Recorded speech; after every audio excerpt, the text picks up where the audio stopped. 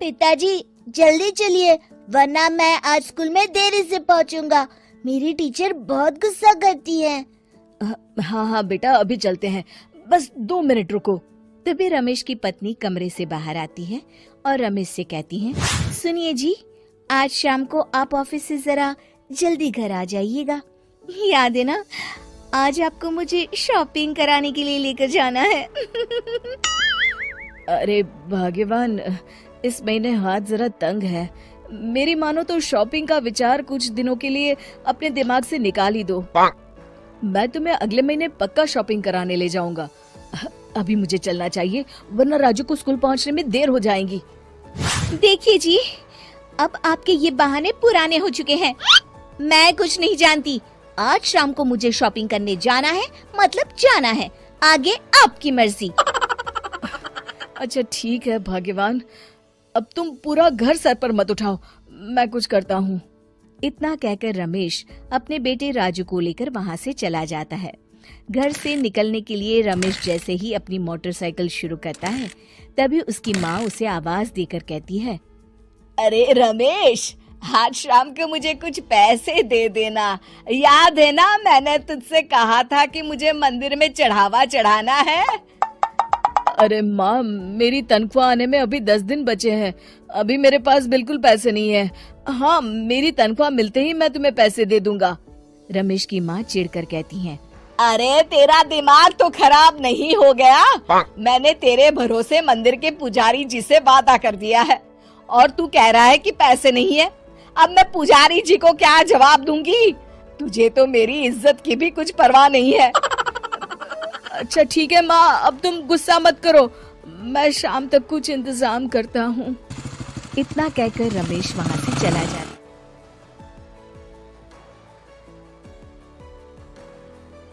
फिर दोपहर को जब रमेश अपने दफ्तर में बैठा होता है, तब उसे अपनी पत्नी और माँ की बातें याद आती हैं।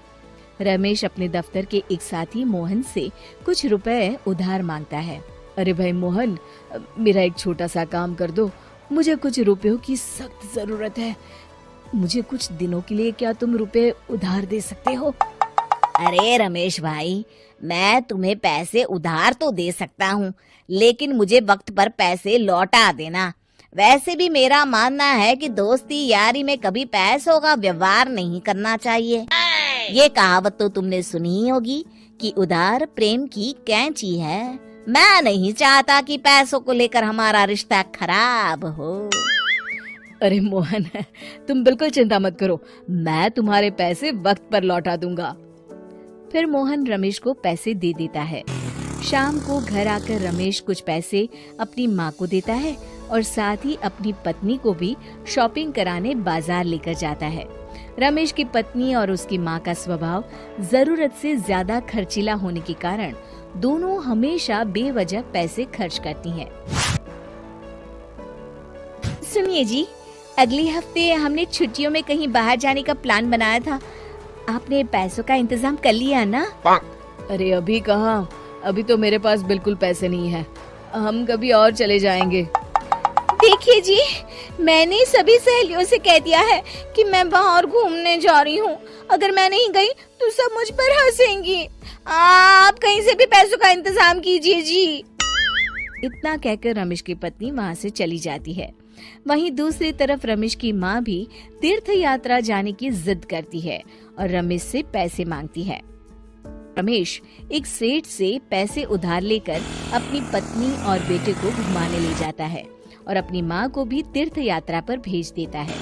लेकिन जैसे ही रमेश अपनी छुट्टियां बिताकर वापस आता है, कर्जदार उसका जीना मुश्किल कर देते हैं। इतना ज्यादा कर्ज एक साथ अपने ऊपर देख रमेश काफी परेशान रहने लगता है। फिर एक दिन राजू की स्कूल की फीस वक्त पर न भर पाने के कारण रमेश को स्कूल में बुलाया जाता है। स्कूल के प्रिंसिपल साहब रमेश को सख्त हिदायत देते हैं कि अगर वक्त पर स्कूल की फीस नहीं भरी गई तो उनके बेटे का नाम स्कूल से काट दिया जाएगा।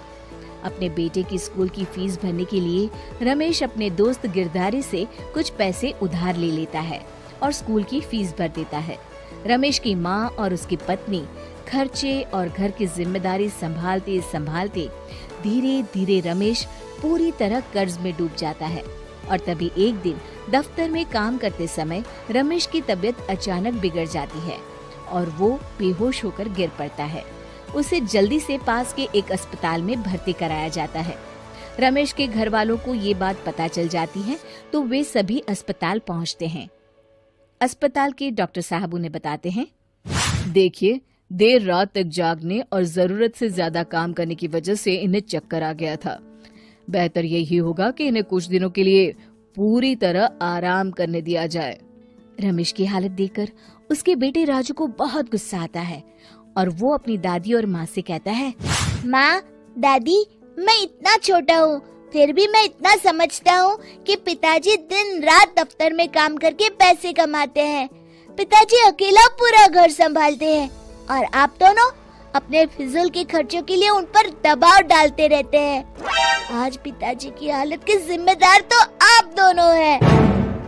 राजू की समझदारी भरी बातें सुनकर रमेश की माँ और पत्नी को अपनी गलती का एहसास होता है और दोनों की आंखों में आंसू आ जाते हैं। फिर कुछ दिनों के बाद रमेश की तबीयत एकदम अच्छी हो जाती है और वो पहले की तरह अपने काम पर जाने लगता है। रमेश की माँ और पत्नी अब उसे किसी प्रकार की कोई तकलीफ नहीं देते और ना ही उससे किसी चीज की मांग करते हैं। फिर देखते ही देखते रमेश अपने कर्ज के सारे पैसे चुका देता है। उसकी जिंदगी पहले की तरह अच्छी हो जाती है और वो अपने परिवार के साथ खुशी खुशी रहने लगता है।